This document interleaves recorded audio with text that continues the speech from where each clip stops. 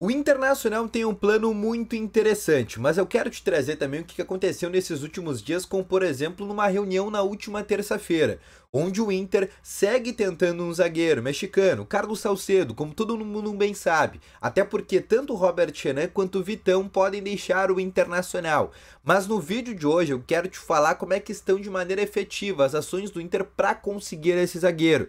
E também, como eu falei anteriormente, um plano muito ousado do presidente Alessandro Barcelos para tentar fazer uma grande contratação agora na metade dessa temporada. Mas para isso acontecer, será necessária uma liberação dentro da folha salarial e é isso que eu quero te contar no vídeo de hoje. Mas antes de começar esse vídeo, roda a vinheta.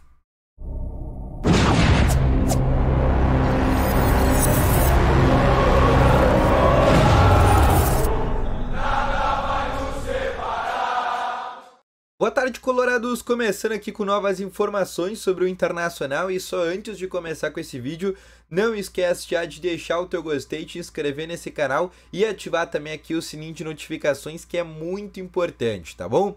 Além disso aqui, deixa nos comentários e a tua opinião, quais jogadores tu contrataria para o Inter na metade deste ano. Deixa nos comentários que eu quero saber a tua opinião, tá bom?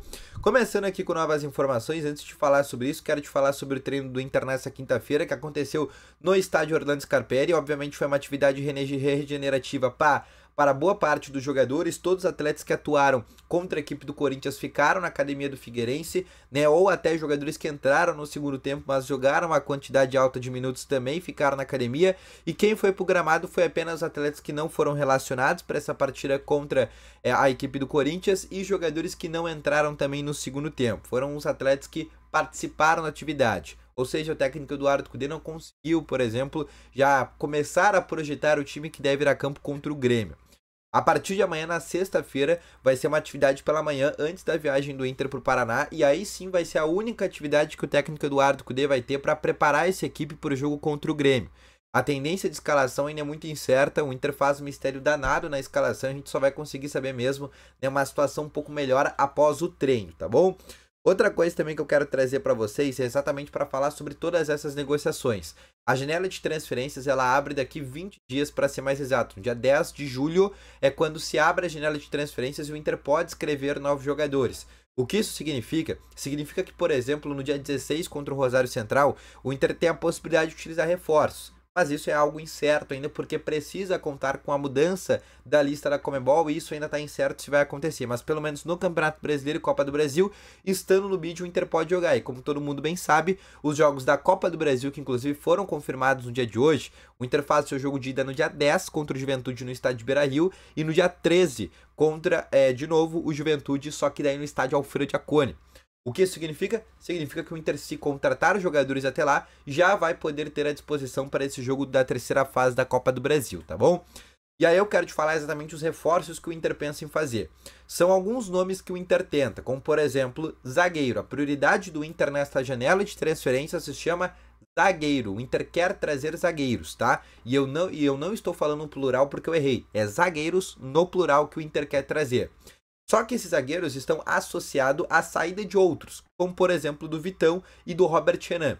Esses dois zagueiros ainda podem deixar o Internacional. O Vitão tem o interesse do West Ham na Inglaterra e também do Nottingham Forest, também na Inglaterra. Esses dois clubes estão interessados na contratação do Vitão.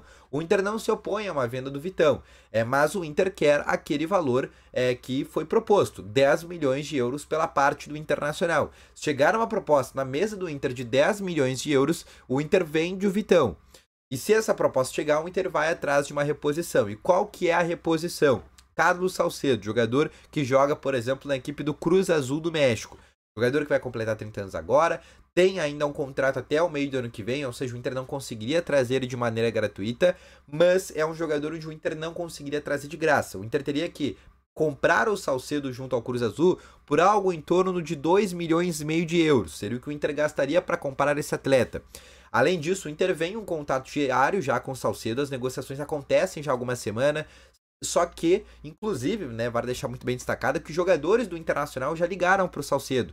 O Lucas Alario, que jogou junto com ele no Eintracht Frankfurt, o Arangues, que jogou contra ele também lá na Alemanha, foram duas pessoas que ligaram já para o Salcedo para começar a fazer esse meio de campo para ele vir para o Internacional. O Inter está no poder de convencimento, de convencer o Salcedo a jogar no futebol brasileiro e jogar, por exemplo, no Internacional. Essa seria a ideia por parte do Internacional, né? Começar primeiro a seduzir o jogador e depois ir no clube do Cruz Azul.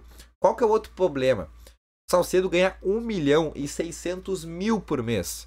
E esse seria o principal fator para o Inter não conseguir essa contratação. Um salário extremamente alto. Se ele chega para o Internacional nesse salário, seria o segundo jogador com maior salário do elenco. Só atrás do Borré, que ganha 1.800.000.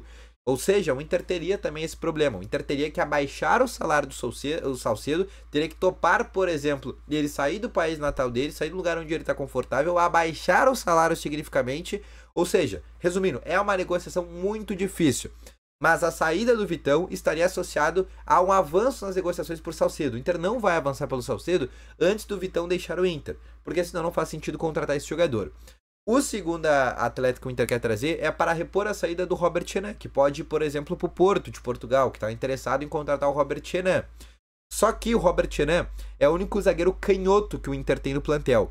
Se saírem, por exemplo, Robert Renan e Vitão, o Inter vai trazer um zagueiro destro para repor a saída do Vitão e vai trazer um zagueiro canhoto para sair a saída do Robert Renan. Se só o Robert Renan sair do Inter agora na metade desse ano, o Inter quer trazer o quê? Um zagueiro canhoto. E aí eu não tenho nome para trazer para vocês, não sei qual zagueiro canhoto o Inter quer, mas o fato é, o Inter tem interesse em um zagueiro canhoto caso o Robert Renan vai deixar o Internacional, porque ele é o único atleta dessa função, é o único cara que tem esse cacuete de jogar pela esquerda, pode jogar inclusive como lateral esquerdo.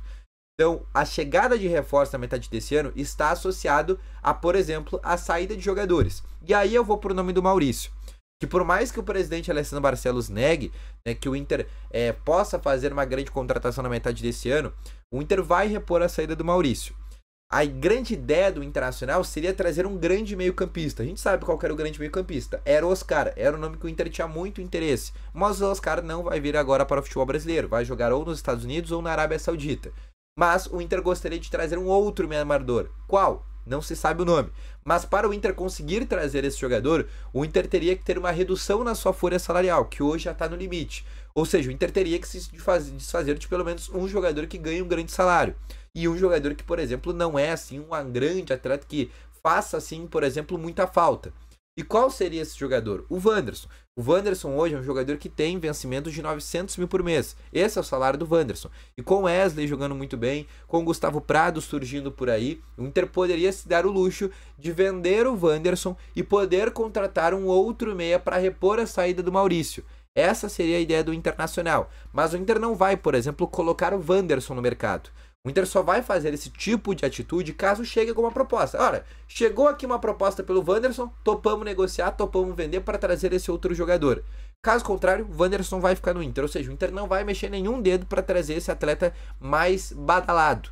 Isso só vai acontecer se estiver associado à saída do Wanderson, estiver associado à chegada de uma proposta pelo atacante colorado, tá bom? Então esse foi o vídeo, espero que tenham gostado, deixa o teu gostei, se inscreva no canal e ativa aqui também o sininho de notificações. Volto logo mais suas informações, um abraço, valeu, falou e fui!